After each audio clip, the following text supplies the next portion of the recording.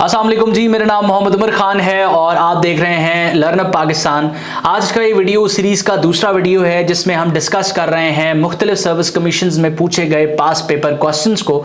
और इस video series में इस वक्त हम पाकिस्तान स्टडीज़ के सब्जेक्ट को डिस्कस कर रहे हैं। इसके साथ साथ वो तमाम कैंडिडेट्स जो किसी भी एग्ज़ाम के लिए अपने आप को प्रिपेयर कर रहे हैं, किसी भी सर्विस कमीशन के लिए अपने आप को प्रिपेयर कर रहे हैं, तो सिंपली आप इस नंबर पर कोऑर्डिनेट कर सकते हैं और एस्पिरेंट्स की कम्युनिटी को ज्वाइन कर सकते हैं, हमारे व्हाट्सएप ग्रुप को ज्वाइन कर सकते हैं। अपार्ट फ्रॉम दैट आप डिस्क्रिप्शन में मौजूद लिंक के थ्रू हमारे व्हाट्सएप चैनल को भी ज्वाइन कर सकते हैं। बगैर वक्त ज़ाया किए हम जो है वो अपने लेक्चर की तरफ बढ़ते हैं। सबसे पहला क्वेश्चन इस वक्त आपकी स्क्रीन पर है। OIC stands for, so OIC stands for organisation of Islamic cooperation, D इसका दुरुस्त जवाब है। उसके बाद सेकंड क्वेश्चन आप इस वक्त अपनी स्क्रीन पर देख रहे हैं कि organisation of Islamic cooperation OIC has dash official languages, तो इसका दुरुस्त जवाब 3 है।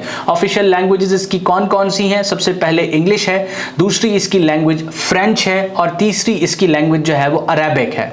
इसके साथ साथ इससे कनेक्टेड क्वेश्चन बन सकता है कि OIC के टोटल मेंबर्स कितने हैं? सो OIC के टोटल मेंबर कंट्रीज जो है वो 57 है। देन नेक्स्ट क्वेश्चन आप अपनी स्क्रीन पर देख सकते हैं कि organisation of Islamic cooperation OIC was founded in, तो इसका दुरुस्त जवाब जो है वो सितंबर 25 1969 1969 डी इसका दुरुस्त जवाब है। अब ज्यादातर आपने कोशिश करनी है कि आपको ईयर तो मस्ट याद होना चाहिए। इसके बाद अगर आप प्रिपेयर कर सकते हैं, आपकी कैपेसिटी इतनी है, तो फिर आप डेट को भी लाजमी याद करें। इसके साथ नेक्स्ट क्वेश्चन आपकी स्क्रीन पर है कि OIC changed its name from organisation of Islamic conference to organisation of Islamic cooperation, तो OIC ने अपना नाम कब तब्दील किया था? इसका दुरुस्त जवाब 2011 है। इससे आपको एक चीज पता चलती है कि ऑर्गेनाइजेशन ऑफ इस्लामिक कॉपरेशन का पुराना नाम, ओल्ड नेम क्या था? ये क्वेश्चन भी आपसे पूछा जा सकता है।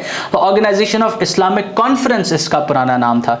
देन आपके सामने अब ये सारे के सारे क्वेश्चंस मैंने क्योंकि एक ही टॉपिक से पूछे गए हैं, इस वजह से इनको एक साथ ऐड किया है ताकि आप इस तरह की मजीद जो रीजनल कॉपरेशन ऑर्गेनाइजेशंस हैं उनके नाम, उनके headquarters, founding year, member countries, languages, इन तमाम चीजों को प्रिपेयर करें और अपने रफ नोट्स बना लें। अगर आप ऐसा करते हैं तो फिर आपका, अगर फॉर एग्जांपल इनसे रिलेटेड, इस टॉपिक से रिलेटेड कोई भी क्वेश्चन पूछा जाता है तो आप उसको इजीली आंसर कर सकेंगे, आपको क्रैम करने की जरूरत नहीं पड़ेगी। सो इस वक्त आपकी स्क्रीन पर क्वेश्चन है कि in which year OIC was founded. अब ये क्वेश्चन उसी से रिलेट कर रहा है जो प्रीवियसली हमने डिस्कस किया, लेकिन यहां सिर्फ ईयर पूछा जा रहा है। सो 1969 इसका दुरुस्त जवाब है। उसके बाद Pakistan one it's first Olympic hockey medal in 1960, 1960 में पाकिस्तान ने अपना पहला हॉकी का गोल्ड मेडल ओलंपिक में जीता था और फाइनल में इंडिया को शिकस्त देकर ये गोल्ड मेडल जीता था। ये क्वेश्चन भी आपसे पूछा जा सकता है। इसके अलावा 1960 में रेसलिंग में पाकिस्तान ने ब्रॉन्ज मेडल जीता था। देन आपके सामने क्वेश्चन है कि name the largest desert of Pakistan, so Thar desert इसका दुरुस्त जवाब है। इसके अलावा आपके सामने क्वेश्चन आ रहा है कि Pakistan standard time was suggested by professor Mahmood Anwar, इसका दुरुस्त जवाब है। उसके बाद where the biggest salt mine located in Pakistan, biggest salt mine का नाम आपने सर्च करना है, आपकी असाइनमेंट है और आपने इसको बताना है मुझे कमेंट सेक्शन में। अगर आपको आता है तो आप बगैर सर्च किए इसको बता सकते हैं, वरना इसको क्रॉस सर्च करके मुझे बताएंगे। तो किस शहर में वाक़ है? जेहलम इसका दुरुस्त जवाब है। देन आपकी स्क्रीन पर है कि which is the longest river of Pakistan, so longest river of Pakistan is Indus river. Then आपके सामने क्वेश्चन है कि खैबर पास कनेक्ट्स, अब प्रीवियस लेक्चर में हमने इससे रिलेटेड क्वेश्चंस को डिटेल में डिस्कस किया था, माउंटेन पासेस को स्पेसिफिकली, और उसमें खैबर पास पे एम्फेसिस था। सो Khyber pass connects Peshawar with Kabul. अगर आपने वो लेक्चर गौर से सुना है तो आप इस आंसर को जो है वो बासानी सॉल्व कर सकते हैं। Then which kind of system of government was introduced by the 1962 constitution. अब एक असाइनमेंट एक और भी आपके लिए कि 1956 का जो आइन था, उसके बाद 1962 का आइन और 1973 का आइन, इन तीनों में जो फॉर्म ऑफ गवर्नमेंट थी और पाकिस्तान का जो नाम था और हमारी ऑफिशियल लैंग्वेजेस जो थी, इनको आपने सर्च करके कमेंट सेक्शन में मुझे बताना है। सो 62 का जो आइन है, 62 का जो आइन था उसमें सदारती निजाम हुकूमत था, प्रेसिडेंशियल फॉर्म ऑफ गवर्नमेंट, इसका दुरुस्त जवाब है। देन आप स्क्रीन पर देख सकते हैं कि who elect the president according to 1973 constitution, 1973 का जो आइन है उस अकॉर्डिंग जो प्रेसिडेंट का इलेक्शन है वो इलेक्टोरल कॉलेज के थ्रू होता है as mentioned in schedule 2 of the constitution, और उस अकॉर्डिंग ये तीनों इलेक्टोरल कॉलेज में पार्टिसिपेट करते हैं। नेशनल असेंबली भी करती है, सेनेट भी करता है, प्रोविंशियल असेंबलीज भी करता है। इसका दुरुस्त जवाब जवाब ऑल ऑफ द अबव है। उसके बाद आपकी स्क्रीन पर क्वेश्चन है कि 1973 constitution of Pakistan was dash constitution. तो ये तीसरा आइन है, जिस तरह मैंने आपको बताया कि पहला 56, दूसरा 62 और तीसरा 73 का आइन है। उसके बाद क्वेश्चन आप अपनी स्क्रीन पर देख सकते हैं कि the supreme commander of Pakistan armed forces is. So as per the constitution of Pakistan the supreme commander of Pakistan armed forces is president. ठीक है, तमाम की तमाम जो आर्म्ड फोर्सेज हैं उनका सुप्रीम कमांडर सदर होता है।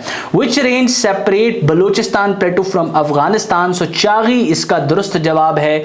उसके बाद हम चलते हैं नेक्स्ट क्वेश्चन की तरफ कि which is the highest peak of Karakoram range. तो इसका दुरुस्त जवाब जो है वो K2 पीक है। कराकरम रेंज की जो हाईएस्ट पीक है वो बेसिकली K2 है। मुख्तलिफ और माउंटेन रेंजेस जो हैं वहां पर हाईएस्ट पीक्स कौन सी हैं इनके बारे में भी आपने सर्च करना है और आपने कमेंट सेक्शन में मुझे K2 की टोटल हाइट बतानी है। Then defence day is observed on 6 September. उसके बाद India has constructed Baglihar dam on the Chenab river. Then आपके सामने नेहरू रिपोर्ट से रिलेटेड क्वेश्चन आ रहा है कि Nehru report was published in August 1928। उसके बाद when was the first Pakistani postal stamp issued। तो इसका दुरुस्त जवाब जुलाई 1948 है।